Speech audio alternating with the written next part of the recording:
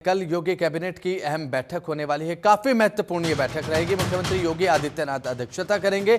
Meeting में जरूरी प्रस्तावों पर मुहर लग सकती है, इसलिए भी इस बैठक के मायने बेहद ज्यादा खास और बेहद ज़्यादा महत्वपूर्ण हो जाते हैं, क्योंकि मुख्यमंत्री योगी आदित्यनाथ जब इस तरीके से कैबिनेट की बैठक बुलाते हैं, जब सभी मंत्रियों के साथ मंथन करते हैं बैठ के, तो जाहिर सी बात है कई ऐसे प्रस्ताव रहेंगे जिस पर मुहर लगेगी।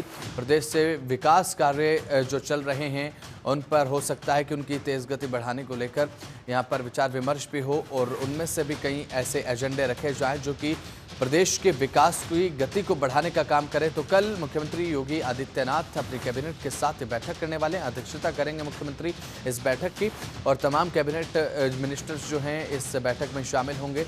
और योगी कैबिनेट की बैठक के मायने इसलिए खास हो जाते हैं क्योंकि मुख्यमंत्री योगी आदित्यनाथ जब अपनी कैबिनेट के एक साथ बैठकर मंथन करते हैं, विचार विमर्श करते हैं, चर्चा करते हैं, कई प्रस्तावों पर यहाँ पर चर्चा होगी। हो सकता है कि यहाँ पर ग्रीन फ्लैग मिल जाए, कई प्रस्तावों को हरी झंडी मिले, लेकिन देखने की बात होगी कि कौन कौन से प्रस्ताव हैं जो इस कैबिनेट की मीटिंग में रखे जाएंगे, जिन पर चर्चा होगी और जनता से जुड़े हुए विकास कार्य जो हैं जिनका सीधा लाभ उत्तर प्रदेश की जनता को होगा।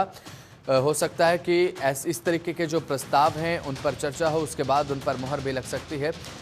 ये संभावना भी लगातार बन रही है। तो मीटिंग में अब ज़रूरी प्रस्ताव पर मुहर लग सकती है। ज़रूरी प्रस्ताव पर कौन कौन से प्रस्ताव पर मुहर लगेगी, ये कैबिनेट बैठक के बाद पता चलेगा। मुख्यमंत्री योगी आदित्यनाथ कल बैठक की अध्यक्षता करेंगे। कैबिनेट की ये बैठक रहेगी, काफ़ी महत्वपूर्ण कैबिनेट की बैठक रहने वाली है, क्योंकि मुख्यमंत्री योगी आदित्यनाथ जब भी कैबिनेट की बैठक करते हैं तो तमाम प्रस्तावों को हरी झंडी मिलते नजर आते हैं, जो कि प्रदेश के विकास की गति को दिन दोगुना रात चौगुनी रफ्तार देने का काम करते हैं। तो एक बार फिर से जनता की भी उम्मीद यही है इस बैठक से कि हो सकता है कि कई प्रस्तावों को मंजूरी मिले और ये प्रस्ताव हो सकता है कि विकास कार्य से जुड़े हों या प्रदेश के जो विकास कार्य फिलहाल चल रहे हैं या फिर आने वाले समय में जो विकास कार्य धरातल पर उतारने की तैयारी है मुख्यमंत्री योगी आदित्यनाथ की, उन पर भी यहां पर चर्चा हो सकती है। ऐसे में मुख्यमंत्री योगी आदित्यनाथ का भी ये प्रयास रहेगा कि इस कैबिनेट की मीटिंग में ज़्यादा से ज़्यादा प्रस्ताव पर मुहर लगे और जो जितने ज़रूरी प्रस्ताव हैं जो जनता के हित से जुड़े हुए हैं, विकास कार्यों से जुड़े हुए हैं, उन पर मुहर लगे ताकि जल्द से जल्द जनता को बेनिफिट मिल सके। और ये प्राथमिकता मुख्यमंत्री योगी आदित्यनाथ की हमेशा रहती है और कल मुख्यमंत्री योगी आदित्यनाथ की कैबिनेट की बैठक काफ़ी महत्वपूर्ण।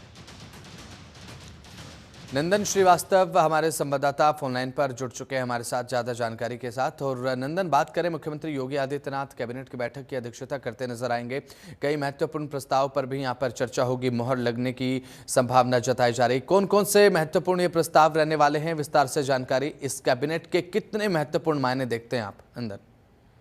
और देखिए बसंत, बिल्कुल निश्चित तौर पर विकास के लिए जो अग्रसर है वो प्रत्यक्ष रूप से सामने नजर आ रहा है। हालांकि लोकसभा चुनाव के बाद से उत्तर प्रदेश में भारतीय जनता पार्टी काफी सक्रिय नजर आ रही है और उत्तर प्रदेश की जनता को लेकर काफी संजीदा है। और यही वजह है कि उत्तर प्रदेश में कई सारी योजनाएं हैं, चाहे वो किसान से जुड़ी योजना है या फिर महिलाओं से जुड़ी योजना है या फिर विकास से जुड़ी योजना है। उन योजना परियोजनाओं को लेकर एक नीति बनाने की जो कवायद चल रही है उत्तर प्रदेश सरकार की तरफ से, वो प्रत्यक्ष रूप से दिख रही है। और इस उम्मीद जताई जा रही है कि कल जो योगी कैबिनेट की अहम बैठक होगी, उस बैठक में कई प्रस्ताव को मंजूरी मिल सकते हैं, चाहे वो रोजगार को लेकर बात की जाए या फिर महिला सुरक्षा को लेकर बात की जाए। तमाम जो ऐसी नीति है उसको लाने की कवायद उत्तर प्रदेश सरकार की तरफ चल रही। जी बिल्कुल नंदन, अभी फिलहाल लोकसभा चुनाव के नतीजे के बाद जैसा कि आपने कहा कि भारतीय जनता पार्टी की सक्रियता बेहद ज़्यादा बढ़ गई है।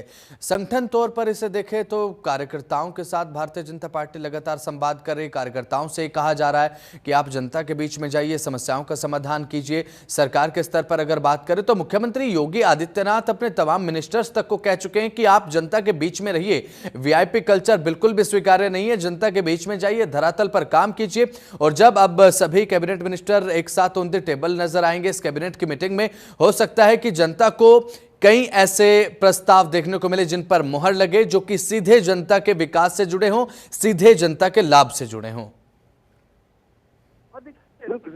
तो और बात की जाए तो लोकसभा चुनाव का परिणाम आने के बाद से जैसा कि अब चर्चाएं हैं भारतीय जनता पार्टी में और संगठन में कई उलटफेर चले हैं, और उसको लेकर अब सामने की बात देखी जाए तो जो उपचुनाव होने हैं 10 सीटों पर उत्तर प्रदेश में, इन उपचुनाव में भारतीय जनता पार्टी अपनी साख बचाने की जो कवायद करेगी वो नजर आ रही है कि जनता को कैसे खुश किया जाए, खास करके अयोध्या की सीट को लेकर।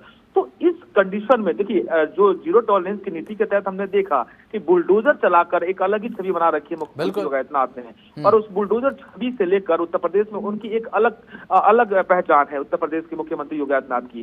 तो अब जो बैठक होगी, इस बैठक में और किस मजबूती के साथ जनता से इंटरेक्ट किया जाए, जनता को कैसे लाभान्वित किया जाए, इस जो उम्मीद है, इस अहम बातचीत को लेकर बैठक होगी। और उम्मीद जताई जा रही है कि महिला और रोजगार और किसान, तीन वर्गों को फोकस करने के लिए उत्तर प्रदेश के मुख्यमंत्री योगी आदित्यनाथ प्रस्ताव तैयार करवाए हैं, और इसी बैठक में उस प्रस्ताव को लेकर रखेंगे। वो उम्मीद जताई जा रही है कि जो प्रस्ताव उन्होंने तैयार किए हैं उसको पास कराया जा सकता है, और इस कैबिनेट में कहीं ना कहीं ये प्रस्ताव काफी लाभान्वित करेंगे उपचुनाव को लेकर, क्योंकि जब जनता प्रभावित होगी तो जनता इंटरेक्ट करेगी जब भारतीय जनता पार्टी की उत्तर प्रदेश सरकार से, तो लाभान्वित सीधे तौर पे बीजेपी होगी, उत्तर प्रदेश सरकार होगी।